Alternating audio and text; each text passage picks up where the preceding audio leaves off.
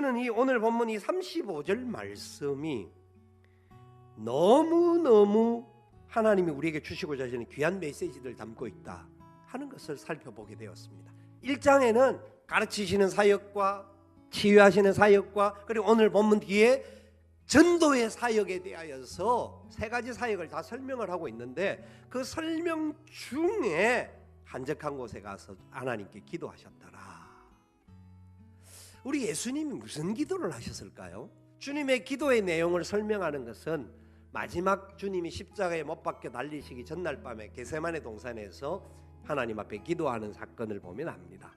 다른 사람의 죄를 짊어지고 십자가를 지고 간다는 것이 너무나 고통스럽다는 것, 그것은 육체 아픔과 고통이 아니라 하나님으로부터 단절되어지는 죄인이 되어야 하는, 대신 죄를 짊어져야 하는 것 때문에 하나님으로부터의 단절에 대한 아픔이었습니다. 그래서 겟세마네 동산에서 이 잔을 내게서 물리쳐 달라는 겁니다. 왜?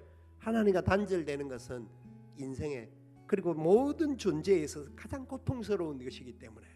그런데 주님의 기도는 그것으로 그치지 아니하시고 내 뜻대로 마시고 아버지의 뜻이 이루어지기를 바랍니다.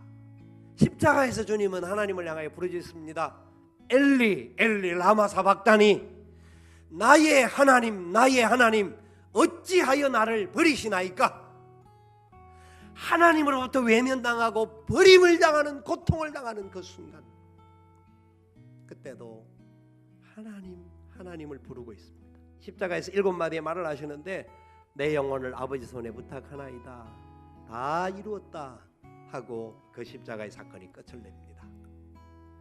주님은 마지막 기도도 내 영혼을 아버지 손에 부탁하나이다, 하나님과의 관계입니다. 하나님 안에서의 모습을 말합니다. 기도는 단순히 내 것을 가지고 하나님 앞에 이것 해결해 주세요, 이 문제 해결해 주세요, 예, 그거는 우리는 그렇게 기도할 수 있습니다. 그러나 해결되는 과정 속에서 철저하게 알아야 할 것이, 내가 하나님과 하나 되고 하나님의 뜻 가운데 달려가는 하나님의 아들 자녀이고 하나님의 백성임을 믿습니다. 그 고백을 하는 겁니다. 주님께서 기도하셨던 모든 상황들 속에서 이건 주님이 철저하게 혼자됨을 말하고 있습니다. 한적한 곳에, 광야입니다. 주님은 기도할 때마다 전부 혼자서 기도할 때가 대다수였습니다. 전부였습니다. 내게 주위에 아무도 없다고 하는 그때가 하나님을 가장 깊이 찾을 수 있는 시간인 줄 믿으시기 바랍니다. 하나님의 손길을 더 온전하게 경험할 수 있는 은혜의 시간인 줄 아셔야 합니다. 사람은 혼자 있을 때 하나님과 가까워지도록 지음을 받았습니다. 그런데 죄가 우리 가운데 있다가 보니까 죄의 눈을 가지고 세상적인 방법으로 이 땅의 삶의 원리들로, 이 땅의 쾌락과 즐거움으로 자꾸 우리 눈이 돌아가게 만듭니다. 그러니까 하나님과 교통을 하지 못합니다. 힘든 그 순간, 혼자 있는 순간, 내가 망한 것 같고 버려진 것 같을 때 오히려 하나님 앞에 한거하고 도전하고 원망하지, 하나님, 내가 이 고통 가운데도 승리하게 될 줄 믿습니다, 그 고백을 하지 못하는 것이 우리 모습입니다.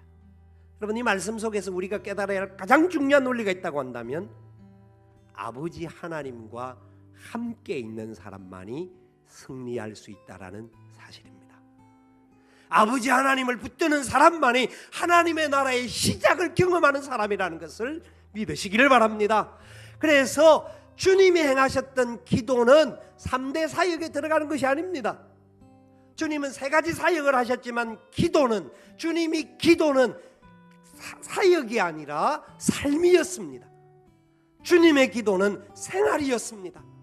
아버지와 하나 되는 그 공동체를 경험하는 하나의 순간, 호흡이었습니다.